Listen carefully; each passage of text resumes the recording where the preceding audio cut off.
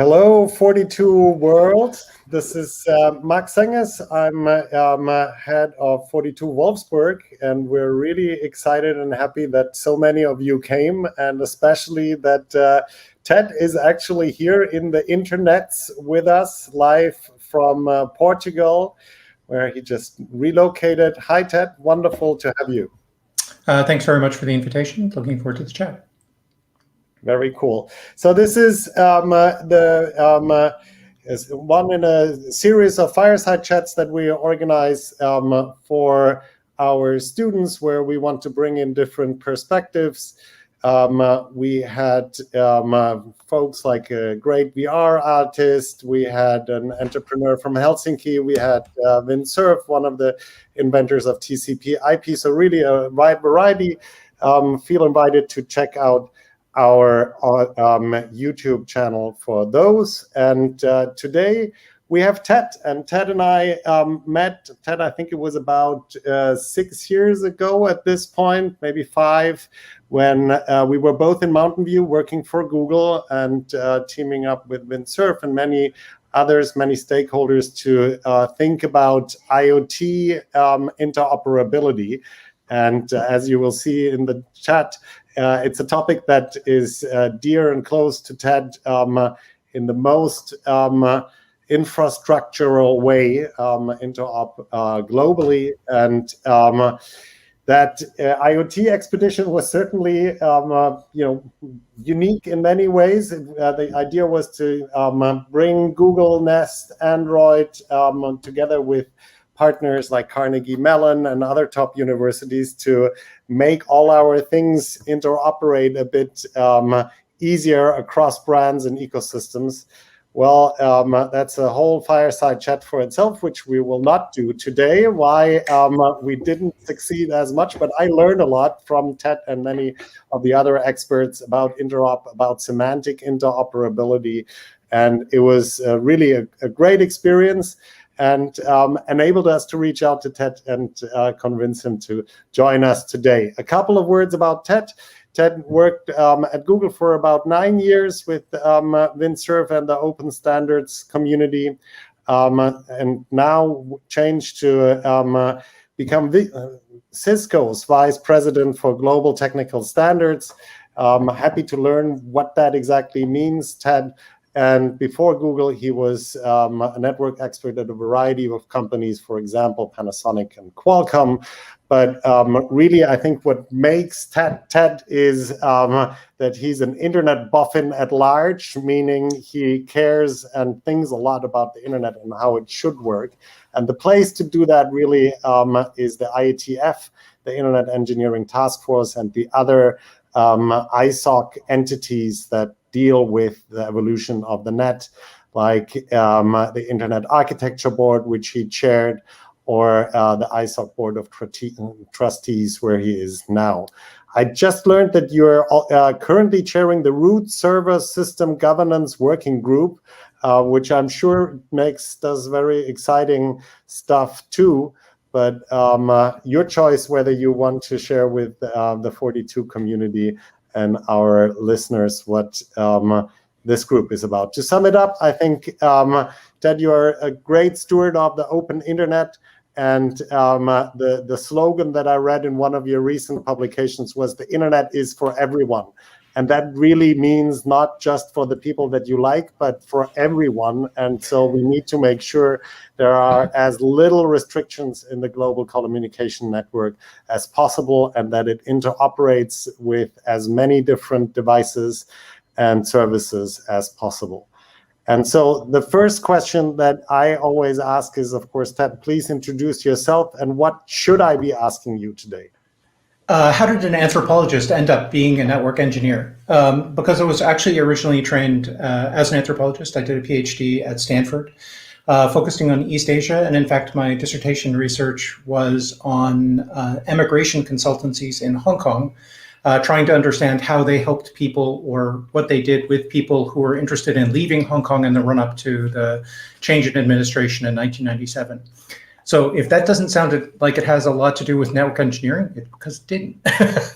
I actually got into network engineering and software engineering as well, almost by accident, by virtue of the fact that there was a wonderful summer job from the point of view of an academic, because it was on the weekends primarily, running from 4 to midnight, Friday, Saturday, and Sunday, handling operations at SRI NIC, the first network information center for the ARPANET/DDN that later became part of the internet. So I actually started literally hanging tapes on very old-fashioned computers like the ones you see in 60s and 70s TV shows, and answering questions from people who called up and said, how can I get this information or that information on the network?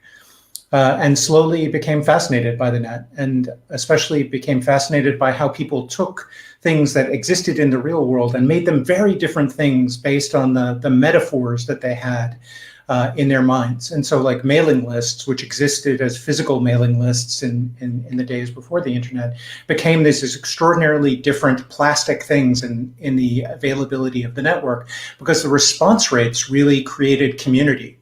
And the ability of the network to create communities that didn't have locality, to create communities, let's say, of folks who were interested in a particular singer or a particular author or a particular way of thinking or talking, was really fascinating to me. And I slowly drifted away from being somebody who was writing about that and thinking about it from an academic perspective to somebody who was like, I should start helping and start building the protocol space that actually makes this as human-centered as we possibly can. So I did that at SRI for a while, drifted off into doing my very first startup in 1993 when the end of the acceptable use policy brought the internet to everyone. And I did Stephen and Daddy's Excellent Software Company was the name of the company when I joined it. It got more serious names, Proactive and then Vantive, and then it was sold to PeopleSoft. But it was great fun as Stephen and Daddy's Excellent Software Company, because what it was really looking at was how do we make the journeys that people have in dealing with customers, what we now call customer relationship management software or CRM software, actually follow the way people really are in organizations rather than following an org chart. Because there was a lot of stuff even then that you could say, okay, well, this person reports to that person and that person reports to that person. And so that's how things could go. And what we were doing was building software that said, no, we're going to kind of watch how the actual resolutions occur. And we're going to take those desire paths, if you want to use kind of a physical metaphor, and make them the lanes on the highway. And turn that into a way of looking at customer relationships and customer relationship management software as something that emerges organically from the interactions people actually have to resolve problems, rather than what the org chart says they ought to have. And it was a great deal of fun. But then this web thing started, and I went off to NASA to help do the NASA Webmasters Working Group and the first web stuff at there. My friend April Marine, who had been with me at SRI, recruited me, and it was a great deal of fun because NASA people were extraordinarily passionate about the information they wanted to share. I still remember some of the early websites. Eventually, NASA had like 4,000 of them during my time there. But one at Ames, the research center near the Googleplex, was for the pulse tube refrigeration group. And this is like a really fascinating technology because most refrigeration requires an environment to vent the heat into, right? If you don't have that, you don't have any way of cooling one area. And so pulse tube refrigeration can work in space because it doesn't have that same sort of techniques. It uses a completely different way of managing heat and creating cold where you need it. And they updated their website 3 times a week, Monday, Wednesday, and Friday, every week. And they had like 8 people who looked at their website, but they were also equally passionate about it. There were researchers at different universities and different parts of their own projects that would go and look every week.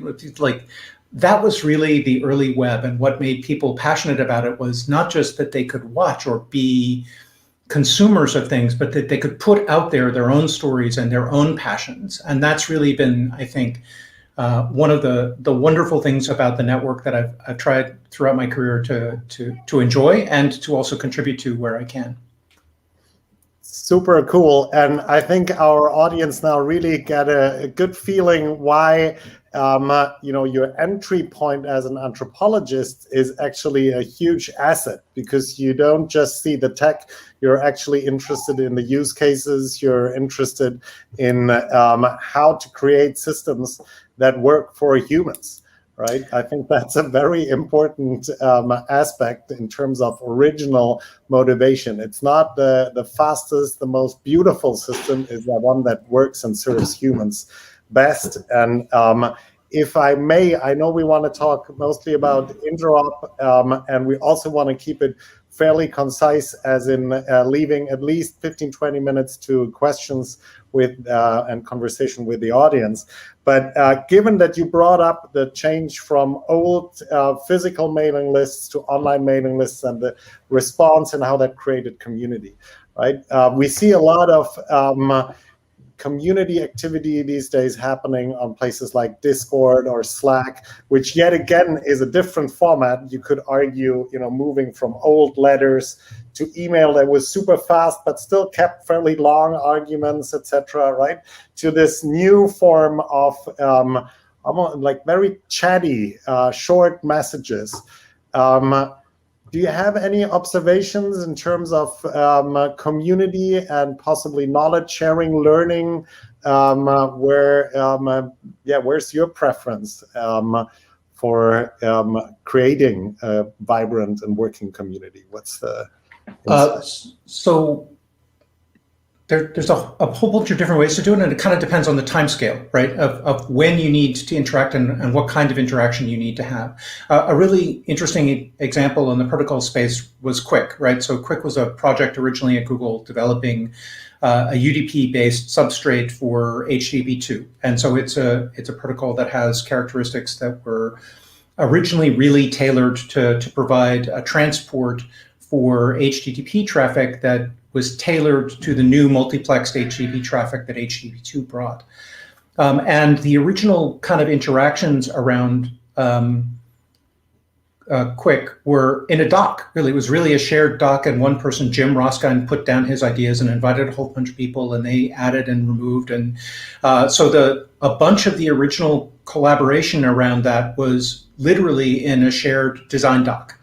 And the design doc had commentary, and there were sometimes like 3 pages of commentary for one very tiny piece of it, where people were talking about, well, do we want to use this congestion controller or mandate any congestion controller, or kind of what does that look like and what does that do? But as it kind of evolved out of being something where people were talking about the design and thinking about that, it became something where it was expressed in code, and the comments in the code and the shared rooms of the people who were writing particular bits of the code. There were individual communities, for example, in the Chrome team and in the Chromium group, and the folks on the back ends who worked on the server code, who would talk about the particular expressions of the design in the code that they were working on. And then once it became an effort to create a standard around Quick, you had a mailing list and these giant meetings, and then hackathons, and then it itself got both GitHub repos and Slacks that were associated with the project, and each of them kind of dealt with the community in different ways and at different timescales.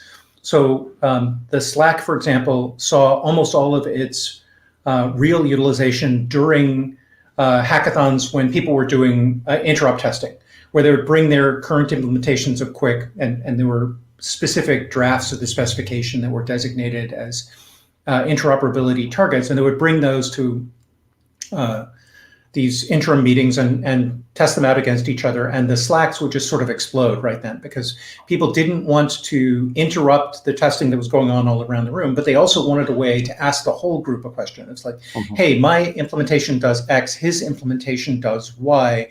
What do everybody else think the right interpretation of the spec is, or the right behavior, so we can change the spec to match?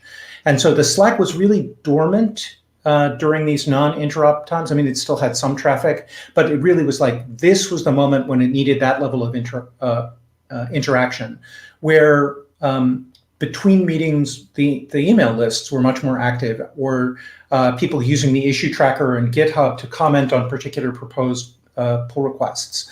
And each one of them sort of matched the activity that you were trying to to work with, or the goal you're trying to accomplish, and the time scale at which people are doing it.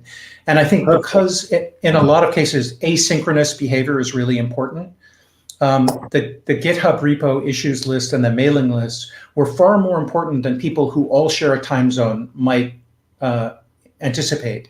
Because when you have that luxury, when you're all in the same room or time zone, you can use the interactive one as if it were the only mechanism. But for a lot of real development teams, we're spread all over the world. My team, for example, ranges from Sydney to San Jose, and goes through Europe and the East Coast and everywhere. We have to have asynchronous mechanisms to actually share in effective ways. And so we do use kind of Slack-like mechanisms inside Cisco, but we also have asynchronous ones that help make sure that everybody stays on the same page to what we're doing and trying to develop. Thanks, Ted. Yeah, we do Slack, Google Groups, and Notion, and I agree. I think the learning element for all of us is to use the right one for the right things. So thanks for that. Let's get to the heart of our conversation, and something that we're both passionate about. That's open standards and interoperability. And maybe you can give us a short intro, the way you see the pros and cons of traditional technology standards, ITU style, IEEE style, etc., IETF style, and then going to open source and de facto implementations that become sort of de facto standards. So one way to think about it, one sort of like mental framing, is an ecosystem. And you think of an ecosystem as having different elements in it. And when you're trying to make a change to that ecosystem, how do you take into account all of those different elements? And what kind of change can you affect in an ecosystem? And again, at what time scale? And so if you think about, let's take Quick again, right? So Quick was an effort to improve the speed of the web, especially the speed of the web when it was protected by TLS or something like TLS, because Quick Crypto inside Google wasn't actually TLS at the beginning. And so they've got a goal. We want to keep the web confidential, and we want to make it fast. And so you have this kind of change you want to see in the environment, and you start looking around at the environment and try and figure out what it is that you can do that will improve that. And so you can look at the environment and say, okay, the networks themselves could have more capacity. This requires a lot of investment. This is something that we can do. I can say, okay, this particular part of the ecosystem uses 67 different connections to do something, and nothing can show until the 67th has arrived. I can re-architect that so that I start the paint or start to do the information sharing before all of the elements are present. So you can start adding pieces to that, or you can actually say, I'm going to look at this ecosystem and say, I need to get everybody to agree on a change. This isn't something that I can do. Even a player like Google, who's huge, can't do everything. They can look and say, okay, everybody is actually going to have to agree to this change. So I have to work out how do we get that agreement and kind of what the style of agreement is. So there's a style of agreement where you've got a scarce resource and it has to be managed. And the ITR, for example, does radio standards, and they manage spectrum, and they say, okay, this part of the spectrum is used for this and not for that, because if you had two different kinds of radios trying to use the same spectrum, both of them would work less well because the interference between the two of them would be problematic. So when you have allocation standards like that, one single authority basically says, I'm going to be in charge of allocating this, be it IP address space or radio spectrum or something like that. And they may take chunks of it and assign it to smaller organizations to manage, but it's all kind of managed in that kind of allocation uniqueness goal, right? There should be a unique allocation of everything. And that's one kind of standard. At sort of the middle ground, you have the kind of standards where you can have a bunch of different ways of doing stuff, but you all have to agree that if you say X, you mean we're going to do it this way. And so when I say I'm going to speak quick to you, or quick V1, everybody has to agree on what that means. And then you can associate that with those kind of allocation style standards, and that's going to run over port 443 UDP, right? So on the network, I know if I see something running on port 443 UDP, it's going to be quick. Actually, it might be DTLS, so that may be a bad example, but you get the point. And then there, the process is everybody kind of coming to agreement on what it's going to mean when we say quick, or what it's going to mean when we say HTTP, or what it's going to mean when we say the congestion controller for this is BBR or cubic or something like that. And those are usually people who are interested in the topic coming together and building something as a specification together, where you test it by making sure that when your implementation and some other implementation interoperate, and you test it this way, they actually work, and that there aren't any disagreements about what the spec said, and you test that by seeing what the code does on the wire. And in fact, the IETF used to have stages to its standardization problem process, where the second stage was demonstrating two completely independent implementations from the standard, which means they can't share code. So it couldn't be two implementations that took the same rendering engine as its heart, or the same TLS stack as its heart. They had to be completely independent implementations. And then on another side, you have a way of achieving a change in the environment where you introduce code into the environment that wasn't there before, and you get people to make it a common part of the implementations of a particular thing. So let's say we wanted to make the web more accessible, and so we wanted to make timed text, which is used by deaf and hard of hearing users, a common media type. And so I could write code that made that timed text accessible to every different browser if they wanted to bring it in. And by making it open source, I can say, hey, you can use this for free. You can take it and make it part of your implementation. And the benefit that I get is my goal of making timed text, and therefore a more accessible web, available, gets met that way. And the environment changes that way. So some of it really depends on what change you need to see in the environment as to what strategy you pick. Whether you're going to set up a body to manage allocations for you, create the kind of consensus standards that the IETF or IEEE or the W3C do, or whether what you're going to do is actually just not worry that everybody have their own code to do something, but release code in that everybody can rely on.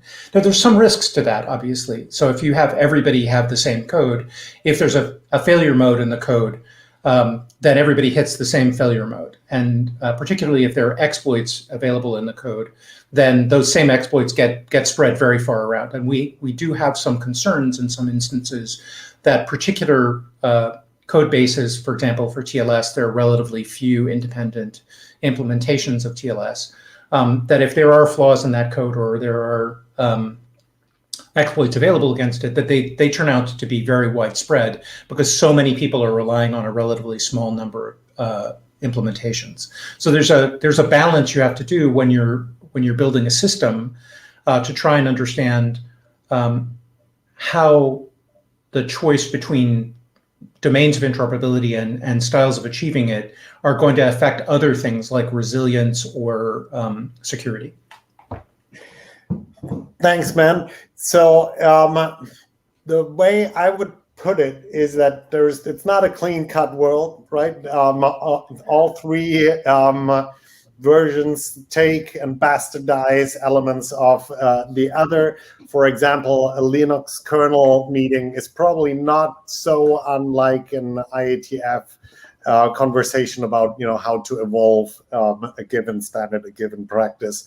And of course, when it comes to implementing IPv6 or new elements in the open standard space, sometimes you wish you had more clarity in terms of rolling it out that you get from the standards track. Now, a very concrete question, maybe just to make it tangible for people.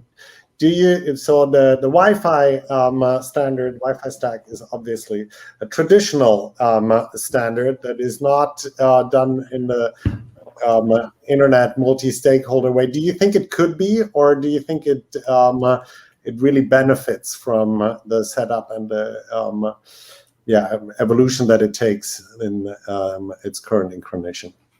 So it's actually much closer than you may think to the IETF style. I mean, the IEEE is a membership organization rather than one that just uses participationism as a guide. So you do have to pay to belong, but participation in the standards is open to anybody can become a member. I don't have to produce a card showing that I have electrical engineering degree to participate in the IEEE. And the real question is who's motivated to be part of it, right? So who feels that they have a stake in the outcome? And sometimes what that ends up with is a relatively small number of people, because there are a relatively small set of individuals or companies who feel like they have a stake in the outcome.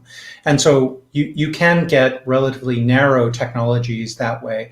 But it is the case that the IEEE and the Wi-Fi folks do have other much more open processes for some elements of what they're doing. So again, there are allocation bits to the IEEE style, like Ethernet types and that sort of thing. But there are also, especially in Wi-Fi, there's a Wi-Fi Alliance and folks that work on things like bringing open roaming into the world, where instead of having, each individual network asks you to sign up in a particular way, to have a federated system that allows you to use roaming across different Wi-Fi networks that are participating in it. So that's, again, something that was done by the Wi-Fi Alliance and then brought into the Wi-Fi ecosystem without having to have sort of a top-down mechanism. The real top-down ones are folks like the ITU, because the ITU is a treaty-based standards body, and as a treaty-based thing, functionally at the end of the day, although they may have participation from lots of people, countries vote. And if you're not a country, and last I checked, the People's Republic of Ted, not listed anywhere as recognized. My passports don't pass current anywhere. I'm not going to be able to actually vote at the ITU. I can come and give advice, and I have done that, but I'm never going to have a vote. Portugal has a vote. The US has a vote. Germany has a vote. I don't. And those sorts of things are much harder, I think, to participate in, because ultimately you have to kind of take into account what the nation states want as opposed to what the technology or the people need.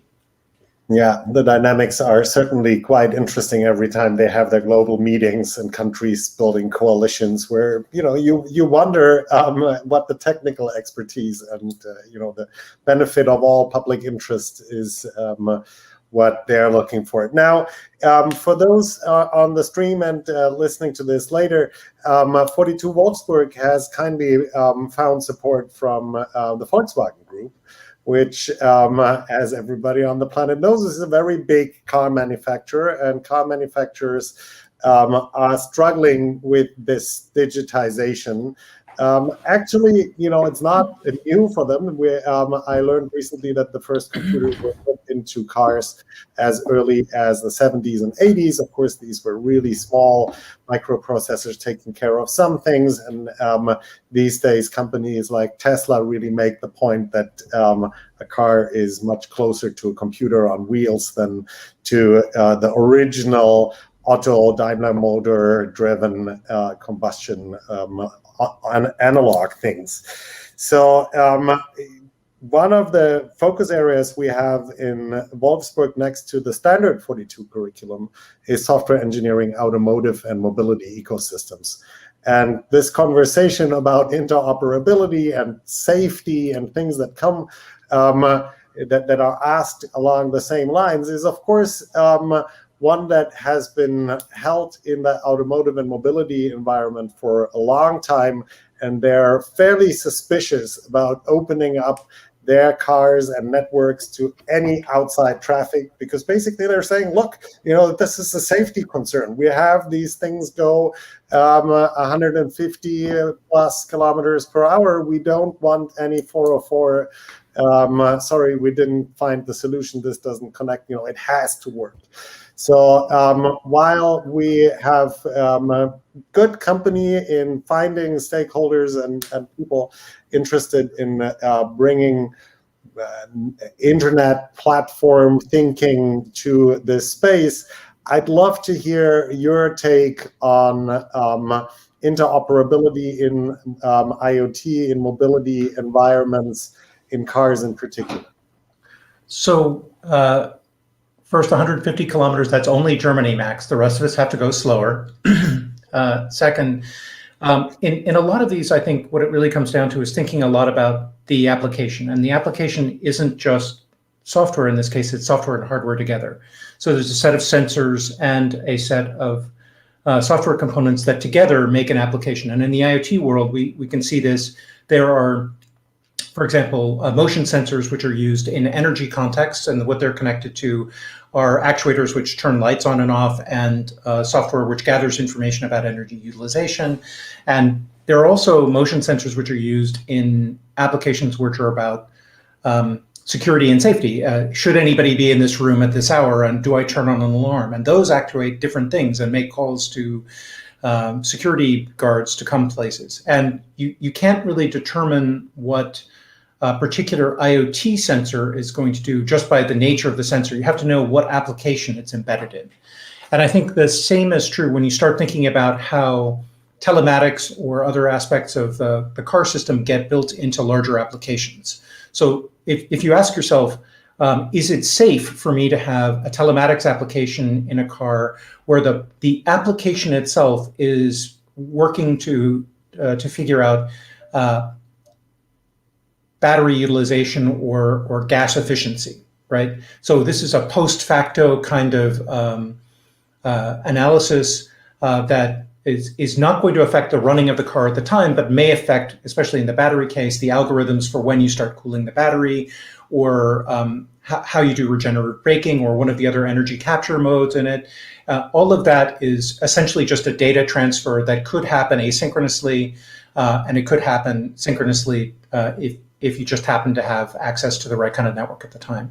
And those are the kinds of applications that we already see in cars. And we see, especially as you mentioned, Tesla, they're enormous consumers of data, and the amount of data that is produced by some of the modern automotive platforms is really quite astonishing compared to what you might expect. And the analysis is all post facto, and therefore there's no safety concern at all. And I think when you start to say, okay, now I want to talk about it as a generic platform, then people start thinking about dangerous applications, right? And so they start thinking, okay, if this application is about, let's say, collision avoidance, right? So the application is to try and make sure that the devices don't collide, the cars don't collide in the air, in the roadway. Now you have a huge change in the system that you're trying to build, because you now need to say, okay, so if that car told me something about its current battery state or its sense of the temperature on its side of the road, for example, and I was going to use that to figure out whether my temperature sensor was well calibrated, or so I'm going to gather the temperature readings from 20 cars to figure out whether my temperature thing is well calibrated. If I'm wrong, there's no problem, right? The application is really still about that energy savings or energy recovery application, and it's just a calibration mechanism that's drawing information from around it. But if I start getting bad information around me from that, the ultimate harm is very small, and it's very delayed and easy to check. But if somebody starts saying, I'm going to move to the left, and your collision avoidance system trusts that behavior, they now have to behave in a way that reacts to the fact that they're making an assertion that they're going to start moving to the left. Excuse me. And I think that's really where, when you're thinking about the platform, you have to think about disaggregating the capabilities and matching the very specific capabilities that are needed by the application and exposing only those. So let's say that the platform can do 100 different things, including use a 5G radio and bring new capabilities down on the fly. If you've got an application that you're willing to install into the environment that says, my goal is X, I'm going to do nothing but manage the brightness of lights. So I'm going to take information from incoming cars.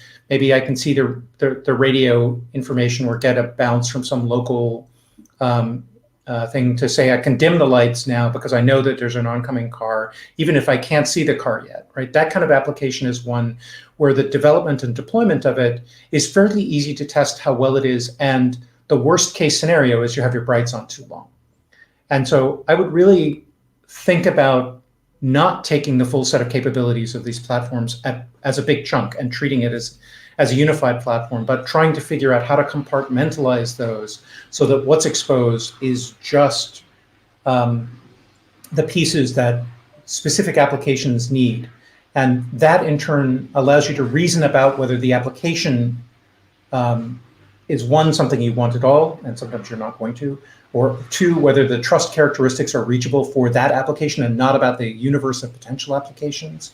And three, whether the set of capabilities is one where you need to make some change in the environment to make this actually work. So a great example recently was somebody was talking about the overall system of drones available in the environment has gone just skyrocketed in numbers. Sorry, bad pun, didn't mean to make it.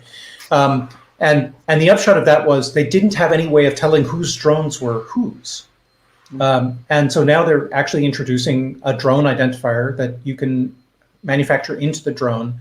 And so that kind of answers the first question. Now we can tell you whose drone was whose, and we can see the identifier as it passes by and be able to say, that drone belonged to, let's say, Amazon or Google or, some local flyer or whatever.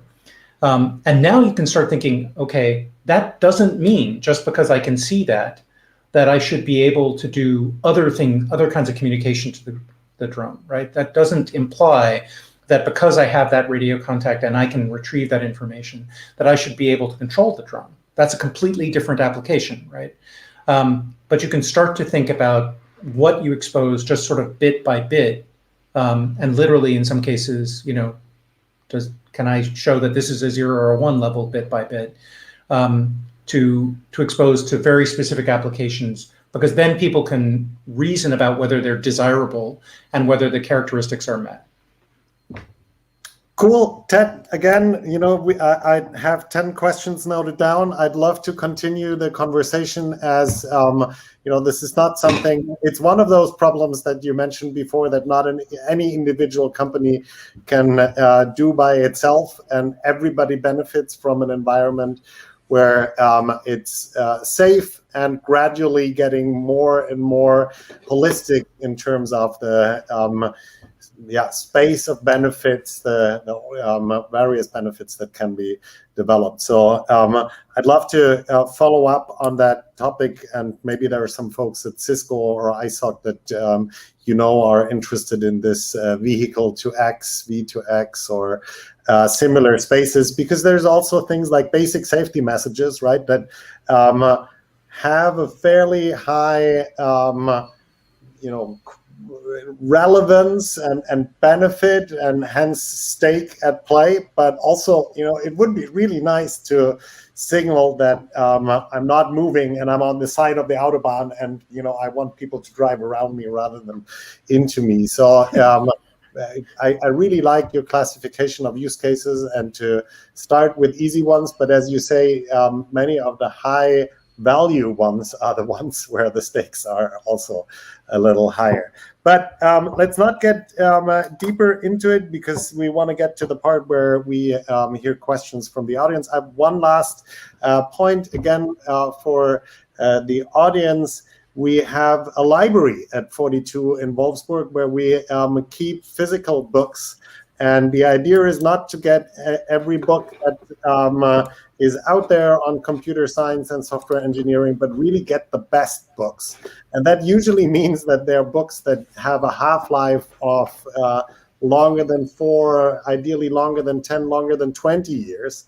And books that don't only deal with clean code and best practices in software engineering, but the whole software engineer. So we call it the Manual for Happy Software Engineers. And we ask folks that we value and think know something about this space to recommend us what book to include in our collection. And Ted, I understand you have a recommendation for us. So when you said before, you didn't mention that it might have to last 10 or 20 years, and I'm not sure that my choice actually does that, but I'll make it anyway and give you why I think it might not. And it's a book by Tom Limoncelli and some friends of his called The Practice of Cloud System Engineering, or Cloud System Administration. And it's a real description of how DevOps and SRE work when you're building large-scale distributed systems on cloud platforms. And it's got some very useful examples, some from Google, some from Twitter, Twitch, and a few others, that are really about taking the idea of what plastic compute is and what cloud infrastructure is, and trying to see how you build a long-term system on it. And I think it's really interesting because a lot of people think about DevOps and say it's really great because now developers can help inform operations. And they don't really think about the other direction. It's like understanding how the operations work will help inform what you develop. Because it really has to be kind of this two-way communication in order to get the big benefit from it. And I think one of the things that's really good about that book is because it's taking the view of a systems administrator, of like somebody who's going to have to keep this going. But Tom is also, at Stack Exchange and quite accomplished software engineer. It has both perspectives kind of inherent in how it goes. And I think that's a useful and interesting thing. I'm not sure it's going to last 20 years because I think our very idea of what cloud means is probably going to continue to change pretty rapidly. So it might have a half-life of 2-3 years, but they'll probably come out with a 3rd edition or a 4th edition or something else. But I was about to say the topic certainly does, and as an historic snapshot, it will probably remain relevant for those interested, and they will probably keep updating it. So thanks a lot. We'll get that one, and it will come with your name associated with it. And maybe one day you can check in and see what people comment and leave as insights that they got from it, other pointers, etc. The books are really knowledge objects to start conversations around, etc. So I know our folks in Wolfsburg are participating from our event space, and I'd be happy to give them the first question at hand. But I see folks really literally from all over the world connected online as well. Please feel invited to punch in a couple of questions for Ted, and we're screening the comment section for interesting questions.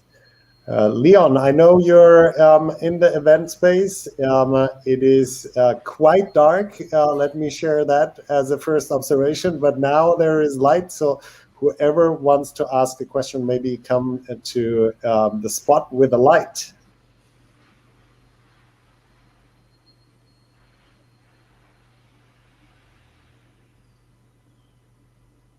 We can not hear you. I don't know if it's working locally. Hello. I just wanted to ask, since you're somebody who's participated in a lot of standards organizations, in a world where technology is evolving at such a rapid pace, do you still believe that it is possible to implement standards quickly enough for them to become universal standards? Or are standards going to evolve more organically from users because it's such a rapidly evolving situations and we won't have time to form standard organizations? So I think the answer is it depends on the timescale, right? So there are definitely things where they do evolve relatively quickly, and the standards process where publication can take you 18 months is not going to be the right way to affect the environment in those.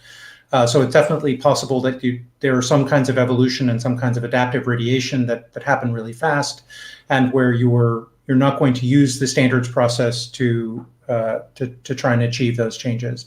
I do still think it's possible, and I think one of the things that happens in the standards process that's somewhat different is you're looking for agreement where the amount of change that's required is large enough that people are going to need to take time to achieve it anyway. And so I mentioned BBR before, and that's a different congestion controller that was first developed at Google and then brought to the IETF and changed a great deal after it was investigated by folks who worked with other kinds of congestion controllers.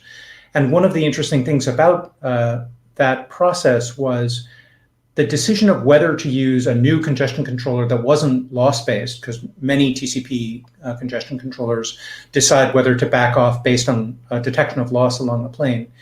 And to use something that was model-based was a real challenge. And for folks to kind of get their heads around whether that was a good idea or not took some time. And the implications of it for other parts of the stack were really enormous. So as an example, in cellular wireless standards for a very long time, really 15 years or more. What they've done to avoid loss showing up on the path is to do retransmission, say, between the base station and the device to make sure that there's a layer 2 retransmit of the layer 2 packets to make sure that there's never a layer 3 loss. Because they know that if there's this TCP loss in particular, what will happen is that the stack on the end system will detect that loss and start backing off using one of the loss-based congestion controllers like Cubic or Neurena. And the result of that was you see enormous jitter from those paths instead of loss, because the more it has to do these retransmissions in order to get the illusion of a perfect wire, the more the variation in the time of delivery goes up. And so you get some that are 20 milliseconds and some that are 240 milliseconds. And in order to handle that, you increase the amount of buffering that's available. And that induces buffer bloat. And that buffer bloat then has consequences for the throughput of the system that you have to deal with. And so trying to take in and saying, okay, what's the implication of switching from loss-based to model-based? Does this actually change how I need to have buffers in the wireless network? Does it change what mechanisms I need to use for retransmission inside these layer 2 devices that are going to be built out for 4G or 5G? All of those implications take time to work out. And so the innovation which can happen and thinking about how BBR ought to look and what the models ought to be and all of that can be relatively rapid. But the downstream effects are also big enough and slow enough that the actual pick a point and say, nope, this is when we say BBR v2, this is what we mean. That process ought to take some time, because you can't go out and change all the dependent systems all the time, right? Especially if they're hardware systems. You have to deal with the fact that there are some elements of your environment which are bigger rocks to move, so to speak. And even though you may be personally working on one of the faster, more agile pieces of it, if it interacts with the rest of that system, sometimes you need to take the time to make sure that you have a really strong implementation candidate or a really strong deployment candidate before you ask everybody else to start moving their rocks. Thanks, Ted. That was quick but comprehensive. Backward compatibility, definitely one of the huge challenges. There's one in the chat that I think is somewhat related, at least in the same ballpark, asking about Golang and what your thoughts are in terms of using it. Go for network programming space, whether you think it's going to be more successful or less in the next 10 years, for example. So get out your crystal ball. So this is a moment where I can say that I'm happy I do not currently have to answer back to anybody at Google, because my answer to this is Go itself is a wonderful language and I enjoy using it, but the way the current coding standards are for it, I really don't like using it myself. And it was very funny because for a long time I was, this is like ugly and hard to read and I can't get my head around it. Because I kept reading examples from Google, which very strictly adhered to a particular coding style for it. And then I got asked to do a code review for a friend of mine, Eric Rescorla, who's at Mozilla and who's building an open source implementation of Quick.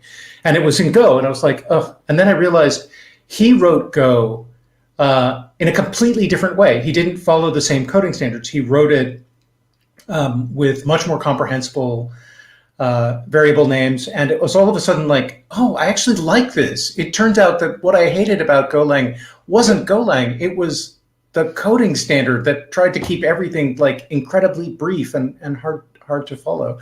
And so my attitude toward it is it can be a great language and it's certainly got a lot of power.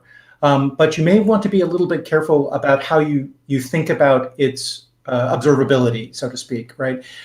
Because I think that the way that coding standards are that the people who built Go would have you follow are themselves not the easiest for people who are going to come to your code later. And I think that's actually a huge thing. And actually one of the best exercises I ever went through in software engineering was this kind of cutesy exercise where they had us all build a module And it was not a very complicated module. I think it was like a database type thing. It wasn't hugely interesting. But then they called you back 6 months later and said, you remember you built this module? And we're like, yeah, I built that module for this coding class. It's like, yeah, well, this coding class isn't done. You thought we were done. We lied to you. This is the second half of the coding class. You have to take somebody else's module and expand it to do the following 4 things. And so they just randomly assigned you a module from somebody else who had been in your same cohort. And you discovered that nobody did anything the way you thought they were going to do it. You had built this, right? You had done an example of this. You thought you knew how this was going to work. Whatever they'd done was not what you did. There was no commentary because everybody was just like doing an assignment, right? I mean, just my teacher knows what this is. I don't have to write anything down. Nobody had their name in it, so you couldn't go and ask them. And so it really was like this like slap in the face of like, people look at your code later. It's not going to just be you. And I think it was really important to me to start thinking about not just, complex elements of how do I comment this, how do I demonstrate what this is, but the very simple thing is like, I never again wrote a piece of code for Google that didn't have my name in a comment somewhere so that somebody could at least find me and say, Ted, what were you thinking? What's wrong with your code? And so very simple things like that are really important. And I think Golang had optimalities in mind that didn't really include that. And I think if you take that into account when you're writing Go, it's great stuff. So I actually know that Google's coding style guides are best in class, very, very good. So I'm a bit surprised to hear that you're saying what they've done for an external coding style guide is not. No, it's the internal one that's really horrific. Oh, it's the internal. Okay. Well, then, one, I guess, public secret is that also the internal search at Google is really bad, and you don't find anything, which is something that every new employee can't believe, but you get used to fairly quickly. I actually would disagree with that for code search, because I think the internal code search is quite amazing, but a lot of the rest of it is like, you kind of have to... Coming out of Google Munich, by the way, just a little props to my friends. But I wanted to go into another direction before there's one more question in the chat, and there might be time for another one if we see that. Also, the folks from the event space, if you have another question, just type it in the chat and we'll get to it. The question I wanted to concatenate with the prior one, because you were going in that coding style guide direction. You probably heard of the clean code notion, the idea to really make it an art to write good code, well-readable code, and to have good standards for that. And as you can imagine, as a coding school, 42 has a very hard environment in that regard, because basically, a lot of the exercises are corrected, checked by scripts. So you either adhere to it 100% or the thing fails you, which, as you can imagine, drives students, for lack of a better word, nuts many times. And so there is a certain love-hate relationship, not so sure about the love part, but I do think you intellectually understand that, writing clean code and having good style guides is a good instrument in software engineering. What's your relationship to these somewhat standard, open standard setting instruments, right? So most of what I end up writing these days, and this has been true for a long time, is sort of prototype level code. It's not code that's going to go into production, and that gives me some level of freedom to be a little bit sloppier, and I often take advantage of that some level of freedom, to be honest, to let the coding style match my thinking style as opposed to what the coding standard says. But I do think that when you are part of a team, or you're part of a team that's going to have to produce something that's going to live for a very long time, then coding standards are a very useful way of making sure that it's comprehensible to somebody who comes after you. That said, I probably would also be in the love-hate relationship trend toward hate camp, toward a script-based mechanism for that, simply because I know when the compiler tells me this didn't work, and I won't tell you why, I will start pulling out the hair from the back of my head. I keep the front of my head there, but if you could see the back, trust me, there's clumps I'm missing because of that kind of error. So unless your scripts are also saying, and this is what you must do to fix it, I would probably fall into the same teeth gritting. Fair enough. We have one question that I hope you can say something to, but you might not. Mr. Mind's Desire is asking about a Bloomberg article where a CISCO spokesperson in 2016 said we generally don't hire from coding schools.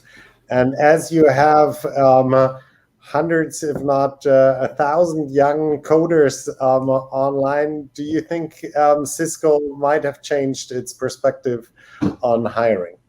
So I apologize for this, but when we agreed to do this, I agreed I was not going to speak on behalf of CISCO, and so I can't answer that question. And I can also disclaim it on personal responsibility, because since I just joined CISCO about 6 months ago, I actually haven't hired anybody. So I have not. I have no personal insight to share, and I cannot speak on behalf of CISCO on this topic. So my apologies. That's totally fair. And maybe you can let someone at CISCO know that there is a huge talent pool of folks. Some of them would love to learn about an answer to that question, and I'd be that I can do. Share it with the community. Because that's not speaking on behalf of CISCO. I can tell you that I will take that message back. Thank you. Wonderful. So I think we are ready to take this to the last part, which is a huge thank you, Ted, and a big invitation to come to visit us in Wolfsburg. And I could imagine that you just found some friends around the world. 42 schools are in many different places. And yeah, we'd love to connect with you, with CISCO, support the work on the OpenNet that you're doing with ISOC and the IETF and so on. And please let us know if there's anything that we can do to support the open web and open standards and your work. Well, thank you very much. And I really appreciate the invitation. And I hope everybody who had a chance to come today has a great day or evening, as the case may be. Wonderful. Thank you. Adios, 42 Network. Goodbye, Ted.